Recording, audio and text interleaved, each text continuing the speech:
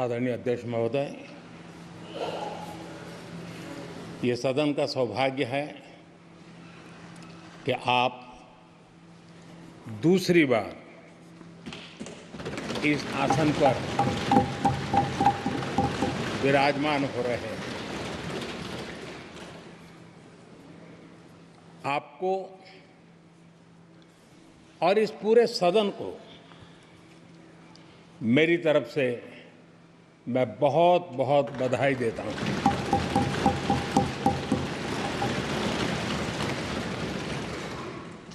आदरणीय अध्यक्ष जी,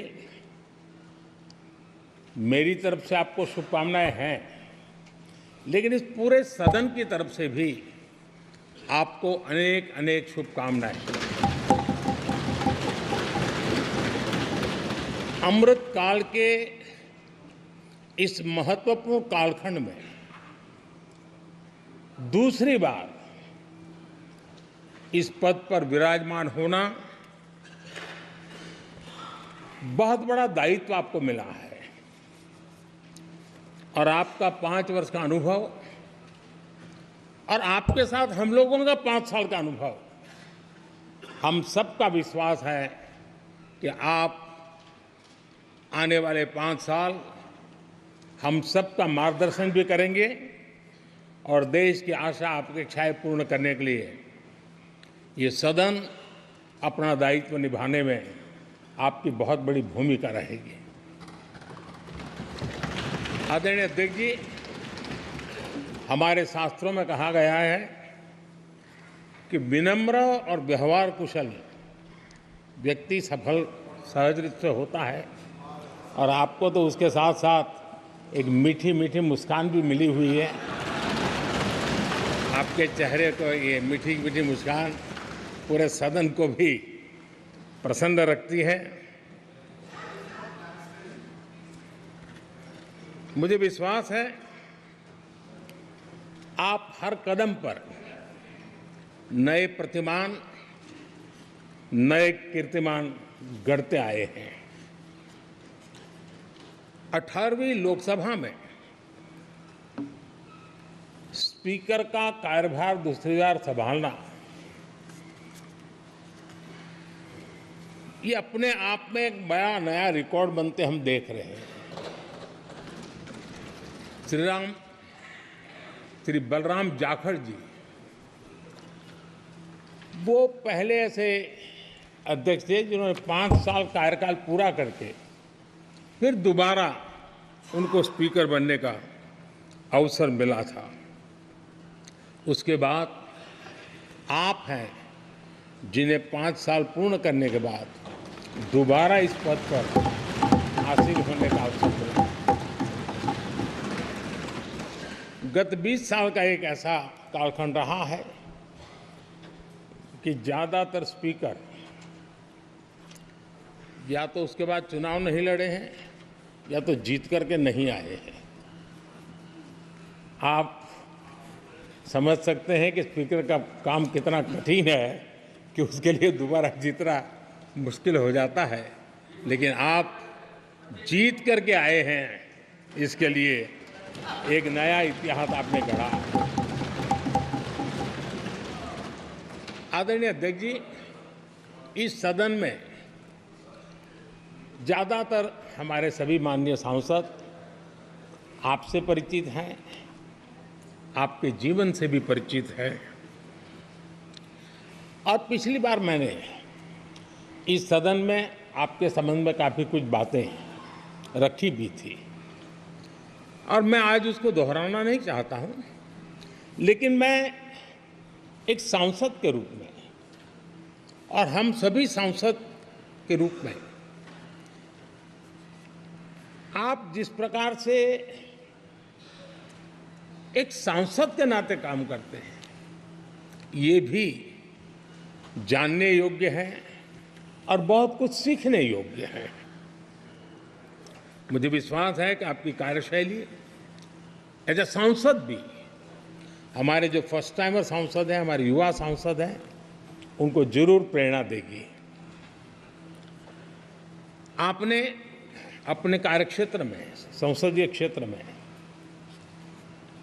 स्वस्थ मां और स्वस्थ शिशु एक कमिटमेंट के साथ जो अभियान चलाया है और सुपोषित मां, इस अभियान को आपने जिस प्रकार से अपने क्षेत्र में प्राथमिकता देकर के खुद को इन्वॉल्व करके किया है, वो वाकई प्रेरक है। आपने कोटा के ग्रामीण क्षेत्रों में हॉस्पिटल ऑन व्हील्स, ये भी एक मानव सेवा का उत्तम काम, जो राजनीतिक कामों के सिवाय करने वाले कामों में आपने चुना है, वो भी अपने आप में गांव-गांव लोगों को स्वास्थ्य सेवाएं पहुंचाने में मदद कर रहा है। आप नियमित रूप से गरीबों को कपड़े,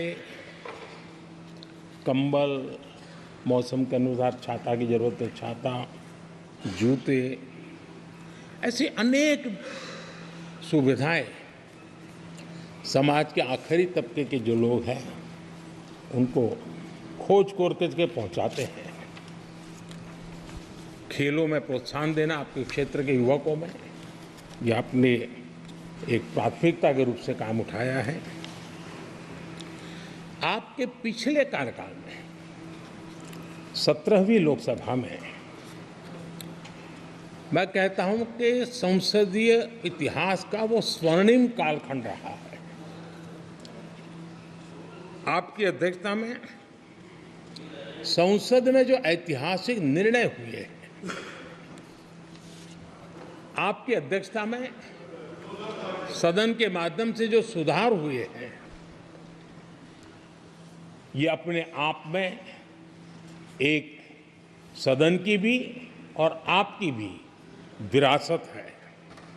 और भविष्य में 70वीं लोकसभा के संबंध में जब विश्लेषण होंगे, उसके विषय में लिखा जाएगा तो भारत के भविष्य को नई दिशा देने में आपकी अध्यक्षता वाली 70वीं लोकसभा की बहुत बड़ी भूमिका रही है। आदरणीय अध्यक्ष जी, 17वीं लोकसभा में नारी शक्ति वंदन अधिनियम 2023, जम्मू कश्मीर पुनर्गठन विधेयक, भारतीय न्याय संहिता, भारतीय साक्ष्य बिल, भारतीय नागरिक सुरक्षा संहिता, सामाजिक सुरक्षा संहिता, digital personal data protection bill, मुस्लिम महिला विवाह अधिकार संरक्षण विधेयक, transgender persons protection of rights bill, consumer protection bill, direct tax विवाद से विश्वास विधेयक, सामाजिक, आर्थिक और राष्ट्रीय महत्व के ऐसे कितने ही महत्वपूर्ण ऐतिहासिक कानून 17वीं लोकसभा में आपकी अध्यक्षता के अंदर इस सदन ने पारित किए हैं और देश के लिए एक मजबूत नींव बनाई है। जो कार्य आजादी के 70 साल में नहीं हुए, आपकी अध्यक्षता में इस सदन ने इसको करके दिखाया। आदरणीय अध्यक्ष जी, लोकतंत्र की लंबी यात्रा में कई पड़ाव आते हैं। कुछ अवसर ऐसे होते हैं जब हमें कीर्तिमान स्थापित करने का सौभाग्य मिलता है। 17वीं लोकसभा में उपलब्धियां, मुझे पूरा विश्वास है देश आज भी और भविष्य में उसका गौरव करेगा। आज देश अपनी आकांक्षाओं की पूर्ति के लिए भारत को आधुनिक बनाने की दिशा में जब हर तरह से प्रयास हो रहे हैं, मैं मानता हूं कि ये नया संसद भवन भी अमृतकाल के भविष्य को लिखने का काम करेगा और वो भी आपकी अध्यक्षता।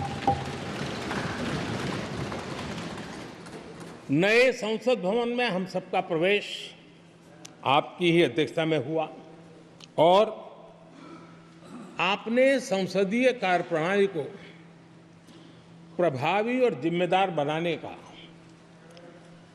कई महत्वपूर्ण फैसले लिए हैं और इसलिए लोकतंत्र को मजबूती देने में मदद मिली है।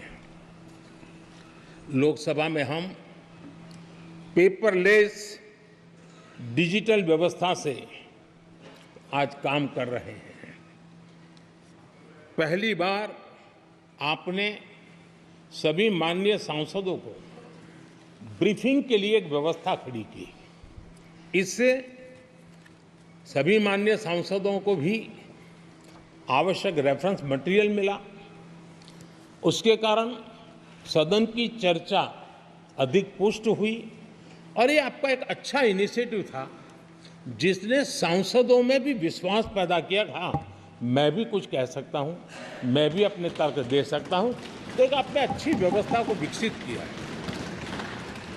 आदरणीय अध्यक्ष जी, G20 भारत की सफलता के एक महत्वपूर्ण पृष्ठ है, लेकिन बहुत कम चर्चा हुई है, वो है P20।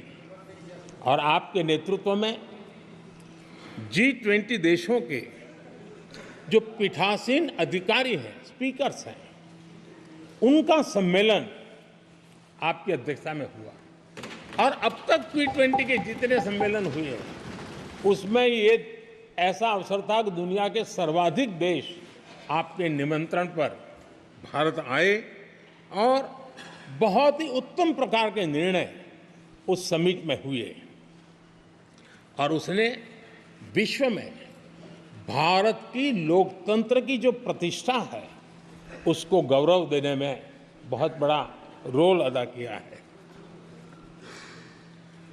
आदरणीय अध्यक्ष जी, ये हमारा भवन ये सिर्फ 4 दीवारें नहीं है। हमारा ये संसद 140 करोड़ देशवासियों की आशा का केंद्र है।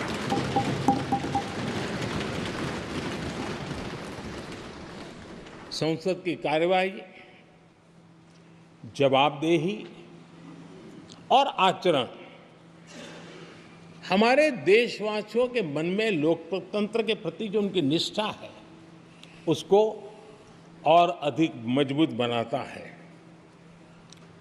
आपके मार्गदर्शन में 17वीं लोकसभा उसकी प्रोडक्टिविटी 25 साल के हाईएस्ट लेवल पर 97% रही और इसके लिए सब माननीय सदस्य तो अभिनंदन के अधिकारी हैं, लेकिन आप विशेष अभिनंदन के अधिकारी हैं। कोरोना जैसे मुश्किल कालखंड में आपने हर सांसद से व्यक्तिगत फोन पर बात करके उनका हाल पूछा।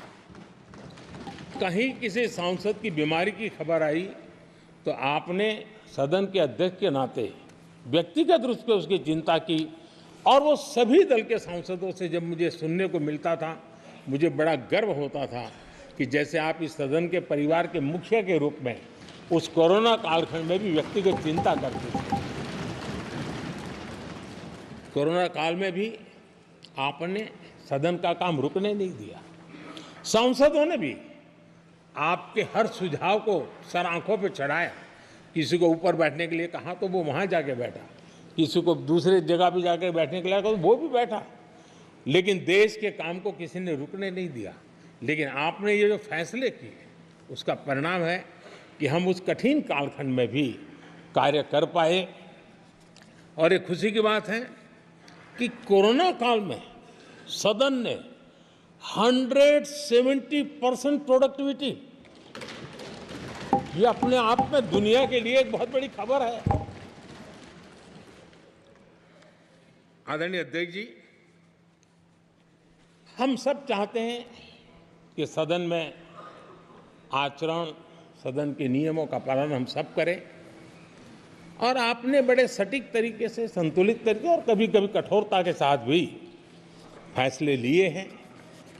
मैं जानता हूं कि ऐसे निर्णय आपको पीड़ा भी देते हैं, लेकिन सदन की गरिमा और व्यक्तिगत पीड़ा में आपने सदन की गरिमा को पसंद किया और सदन की परंपरा को बनाने का प्रयास किया। ये साहसपूर्ण काम के लिए भी आदरणीय अध्यक्ष जी, आप अभिनंदन के अधिकारी हैं।